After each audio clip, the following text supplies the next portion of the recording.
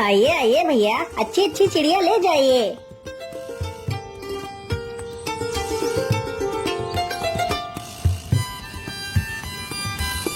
अरे भाई, ये कबूतर कितने पैसे में दे रहे हो? भैया जी, यह कबूतर केवल 50 रुपए का है। नहीं नहीं भाई, 50 रुपए तो बहुत ज्यादा मांग रहे हो। मैं तो इस कबूतर के सिर्फ 30 रुपए दूंगा। क्या करूं, वैसे भी अब जल्दी ही बाजार समाप्त होने वाला है और शाम भी होने वाली है। मैं ऐसा करता हूं, जल्दी जल्दी से अपनी सारी चिड़िया बेच देता हूं। अरे भाई, तुम कहाँ खो गए? क्या बात है? अरे कुछ नहीं भाई, ठीक है, तुम इसे 30 रुपए में ही ले लो। वो आदमी जल्दी से 30 रुपए निकाल कर देता है और कबूतर को ले लेता है। वह शिकारी देखते ही देखते कुछ ही देर में अपनी सारी चिड़िया बेच देता है। अरे वाह वाह, आज तो काफी सारे पैसे इकट्ठे हो गए हैं। चलो अब मैं जल्दी से सब्जियां खरीद कर घर वापस चलता हूँ। शिकारी जल्दी से कुछ सब्जियां खरीदता है और वहाँ से चला जाता है।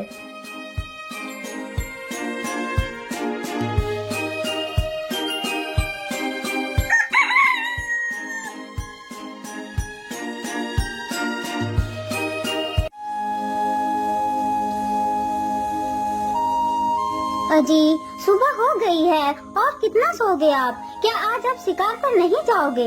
हाँ हाँ भाग्यवान, जाता हूँ, अभी जाता हूँ। शिकारी चुपचाप अपना जाल उठाता है और जंगल की तरफ निकल जाता है।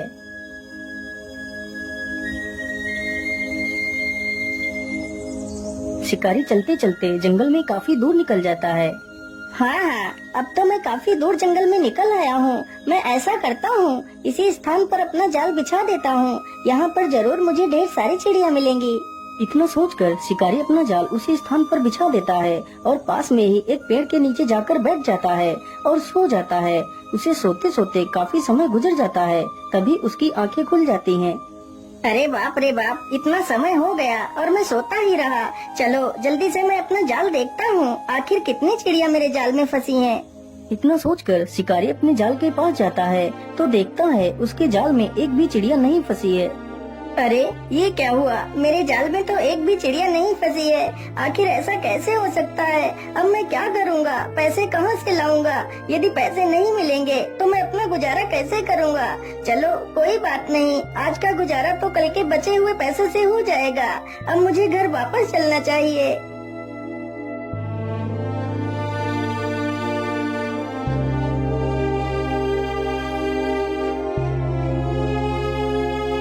अगली ही सुबह शिकारी जल्दी उठ जाता है और जाल लेकर जंगल की तरफ निकल जाता है। क्या करूं, कल तो मुझे खाली हाथ ही घर लौटना पड़ा था, लेकिन आज मुझे कुछ भी करके चिड़िया तो पकड़नी ही पड़ेंगी। लेकिन आज मैं ऐसा करता हूं, आज अपने जाल को किसी नए स्थान पर लगाता हूं। ये सब कुछ सोचते हुए शिकारी जंगल में एक नए स्थान पर पहुंचता है। हाँ हाँ, यही स्थान ठीक रहेगा। मैं यहीं पर अपना जाल बिछा देता हूँ। इतना सोचकर शिकारी फिर से अपना जाल बिछा देता है और पेड़ के नीचे जाकर बैठ जाता है।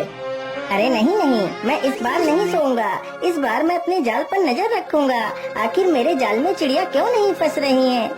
तभी देखते ही देखते कुछ ही देर में उसके जाल में कई सारी चिड़िया आकर फंस जाती हैं। तभी एक लोमड़ी उसके जाल के पास आती है और जाल को पकड़कर खींच लेती है, जिससे जाल में फंसे सारे कबूतर फर से उड़ जाते हैं। अरे रे रे दुष्ट लोमड़ी, ये तूने क्या कर दिया? मेरे सारे पंछियों को तूने छुड़ा दिया। मैं तुझे जिंदा नहीं छोड़ूंगा। शिकारी जल्दी से एक डंडा उठाकर लोमड़ी की तरफ दौड़ता है। लोमड़ी तुरंत वहाँ से भाग खड़ी होती है। बेचारा शिकारी उसका पीछा करते करते काफी दूर निकल जाता है। लोमड़ी देखते ही देखते जंगल में एक झाड़ी में घुस जाती है। अरे बाप रे बाप, इसके पीछे भागते भागते तो मेरी सांस ही फूल गई, लेकिन लोमड़ी तो हाथ नहीं लगी। जिस पेड़ के नीचे शिकारी खड़ा था, उसी पेड़ पर एक पक्षी रहता था। तभी उस पक्षी ने अपना मल त्यागा तो वह मल सीधा उसी शिकारी के ऊपर जा गिरा। अरे राम राम राम, मैं तो वैसे इतना परेशान हूँ, ऊपर से इस पक्षी ने मेरे ऊपर ही मल कर दिया। छी छी।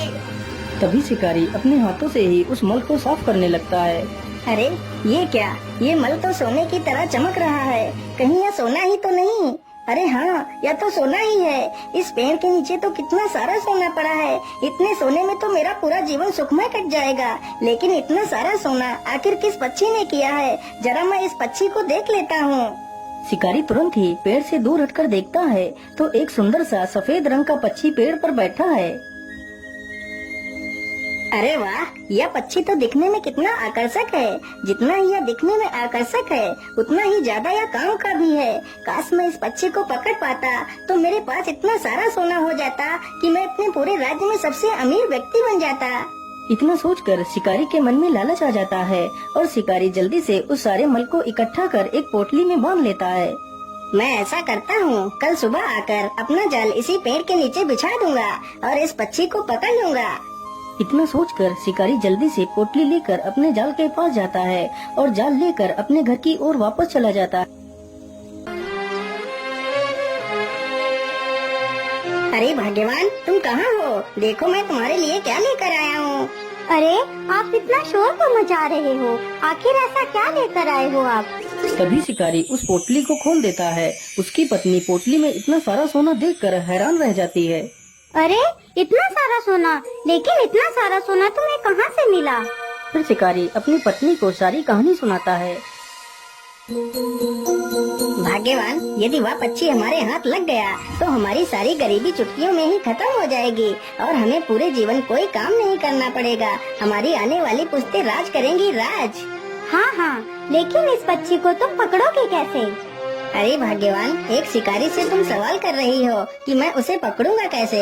अरे जैसे मैं बाकी पक्षियों को पकड़ता हूँ, वैसे ही उसे भी जाल बिछाकर ही पकड़ूंगा। अगली सुबह ही शिकारी जाल उठाता है और जंगल की तरफ निकल पड़ता है। शिकारी चलते चलते उसी पेड़ के पास पहुंच जाता है जिस पेड़ पर वह पक्षी रहता था। चलो जल्दी से मैं अपना जाल बिछा देता हूँ और दूर झाड़ियों में जाकर छिप जाता हूँ। शिकारी जल्दी से अपना जाल पेड़ के नीचे बिछा देता है और दूर जाकर झाड़ियों में छिप जाता है। अरे ये क्या? आज तो मेरे पेड़ के नीचे इतने सारे अनाज के दाने बिखरे हुए पड़े हैं। मैं ऐसा करता हूँ, आज मैं इन्हीं दानों को खाकर अपनी भूख को शांत कर लेता हूँ। इतना सोचकर बेचारा पक्षी पेड़ के नीचे बिखरे दानों के पास जाता है। तभी वह उसी जाल में फंस जाता है। उधर घात लगाकर बैठा शिकारी जैसे ही देखता है कि पक्षी जाल में फंस गया है, तभी वह जल्दी से जाता है और पक्षी को पकड़ लेता है और उसे अपने घर ले जाता है।